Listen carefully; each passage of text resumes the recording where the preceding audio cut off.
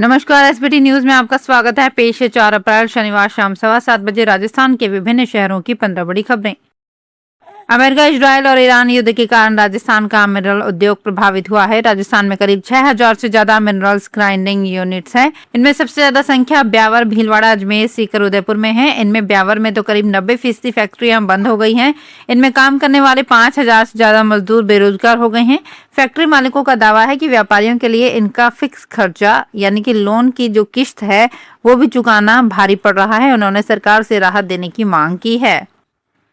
पश्चिमी एशिया में गहराते युद्ध के बादलों ने राजस्थान के लोगों और उनके सुनहरे सपनों के बीच एक बड़ी दीवार खड़ी कर दी है। पहले जहां जयपुर से रोजाना 2 उड़ानें संचालित होती थी, अब केवल शाम को एक फ्लाइट ही उड़ान भर पा रही है। दुबई की दोनों नियमित उड़ानें लगातार रद्द चल रही हैं, जबकि मस्कट की फ्लाइट अब सप्ताह में केवल 2 दिन ही संचालित हो रही है। इटली और खाड़ी देशों से भारत आने वाली टिकटें जो पहले 50,000 रुपए के आसपास थी, अब 1,50,000 रुपए तक पहुंच गई है। चंडीगढ़ शहर में ex serviceman contributory health scheme के तहत चल रहे एक बड़े फर्जीवाड़े का सीबीआई ने पर्दाफाश कर दिया है। सीबीआई ने सेक्टर 38 के मंथन हेल्थ केयर, सेक्टर 15 के धर्म अस्पताल और सेक्टर 19 के केयर पार्टनर हार्ट सेंटर समेत 8 के खिलाफ धोखाधड़ी और भ्रष्टाचार की विभिन्न धाराओं के तहत एफआईआर दर्ज कर ली है। सीबीआई को जांच के दौरान पता चला कि इस पूरे घोटाले के मास्टरमाइंड मंथन हेल्थ केयर के डायरेक्टर डॉक्टर विकास शर्मा और डॉक्टर रिम्पल गुप्ता थे। राजस्थान में नेता प्रतिपक्ष टीकाराम जूली ने प्रदेश की भजनलाल शर्मा सरकार और न्याय प्रक्रिया पर गंभीर सवाल खड़े किए। जूली ने राजस्थान के लाखों गरीबों और मध्यम वर्गीय परिवारों का पैसा हड़पने वाली बहुचर्चित आदर्श क्रेडिट कोऑपरेटिव सोसाइटी घोटाले में राजस्थान सरकार के अतिरिक्त महाधिवक्ता की भूमिका पर सवाल उठाया है। उन्होंने कहा कि राजस्थान की भाजपा सरकार डबल इंजन सरकार एक वकील को डबल रोल में रखकर लाखों गरीब और मध्यम वर्गीय परिवारों के साथ अन्याय कर रही है। राजस्थान के पूर्व मुख्यमंत्री अशोक गहलोत ने शनिवार को अपनी सीरीज इंतजार शास्त्र का चैप्टर 13 जारी कर दिया। इस बार उन्होंने सीधे तौर पर जोधपुर की जनता से जुड़े मल्टी लेवल पार्किंग प्रोजेक्ट की अनदेखी का मुद्दा उठाया है। गहलोत का आरोप है कि भाजपा सरकार की अटकाने और लटकाने की नीति के कारण शहर की एक महत्वपूर्ण सुविधा आज धूल फांक रही है। उन्होंने कहा कि जोधपुर की नई सड़क पर जिस पार्किंग का काम सालों पहले पूरा हो जाना चाहिए था, वो आज केवल सरकार की अदूरदर्शिता के कारण लटका हुआ है।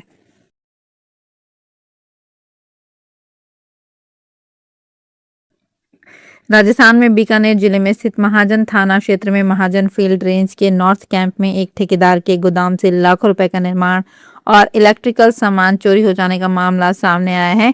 मीडिया रिपोर्ट में शनिवार को बताया गया कि ये फील्ड रेंज एशिया की एकमात्र ऐसी रेंज मानी जाती है जहां युद्ध अभ्यास के लिए सबसे अनुकूल परिस्थितियां उपलब्ध है। यहाँ भारतीय सेना के साथ साथ विदेशी सेनाएं भी संयुक्त अभ्यास करती हैं। रात में सेना के जवानों द्वारा कड़ी सुरक्षा और गश्त के बावजूद चोरों ने तारबंदी काटकर अंदर घुसकर गोदाम से भारी भरकम सामान चुरा लिया।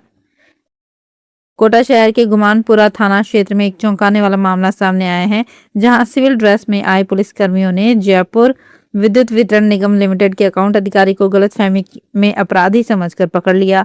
पहचान स्पष्ट होने के बाद छोड़ दिया गया, लेकिन विरोध करने पर शांति भंग के आरोप में पाबंद कर दिया गया। जानकारी के अनुसार बजरंग नगर के प्रदीप अग्रवाल एरोड्रम स्थित सब्जी मंडी पहुंचे थे। वे सामान्य रूप से खरीदारी कर रहे थे, तभी वहां 4 युवक उनके पास आए और उनसे पहचान पत्र दिखाने को कहा। प्रदीप ने अनजान लोगों को आईडी दिखाने से इनकार कर दिया।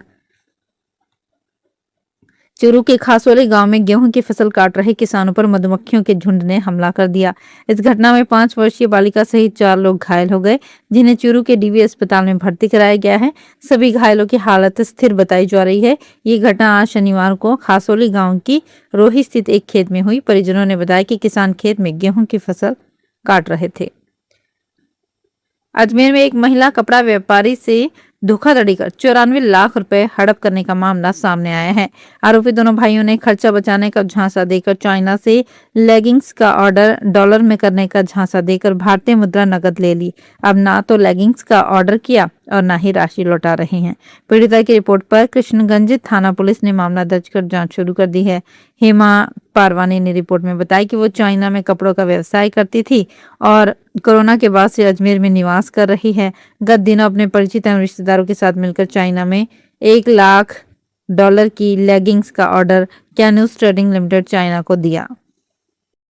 जोधपुर में जन आधार कार्ड से जुड़ा एक फर्जीवाड़ा सामने आया है। 69 साल की बुजुर्ग महिला के जन आधार रिकॉर्ड में बिना सहमति बदलाव कर न केवल फर्जी सदस्य जोड़ दिया गया बल्कि एड्रेस बदलकर पेंशन भी हड़प ली। मामले में ई मित्र संचालक सहित प्रथम एवं द्वितीय स्तर के वेरीफायर की भूमिका पर भी सवाल उठे हैं। महिला चौपासनी हाउसिंग बोर्ड की रहने वाली चंद्रकांता चौधरी है। उनके बेटे मनोज चौधरी ने थाने में रिपोर्ट दर्ज करवाई है।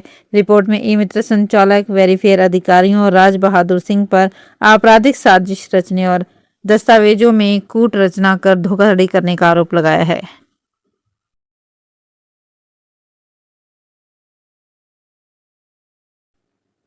अजमेर के गुलाबबाड़ी इलाके में आवारा सांड ने पूरे क्षेत्र में हड़कंप मचा दिया। 2 सांडों में झगड़ा हो गया। इसके बाद एक सांड अचानक प्रेमचंद बैरवा के घर में घुस गया और वहां जमकर तोड़फोड़ कर दी। सांड सीधा बेडरूम में पहुंचकर पलंग पर चढ़ गया और पूरे बिस्तर पर गोबर व गंदगी फैला दी।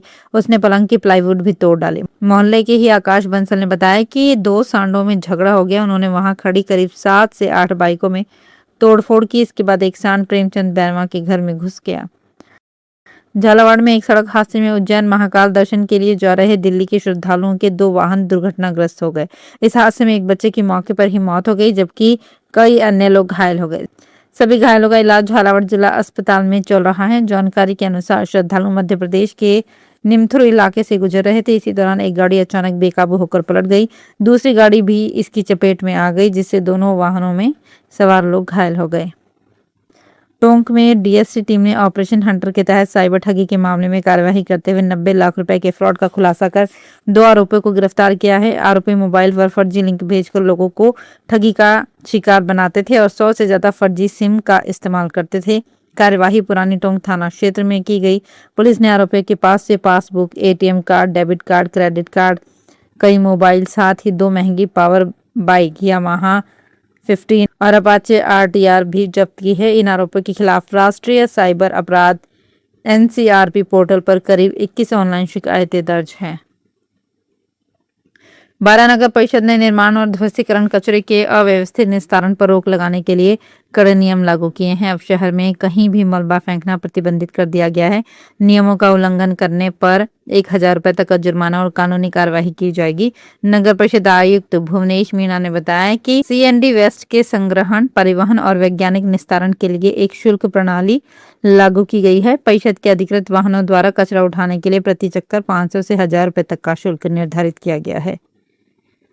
राजस्थान शिक्षक संघ अम्बेडकर ने शिविरा पंचांग 2026-27 में अवकाशों में की गई कटौती का कड़ा विरोध दर्ज कराया है।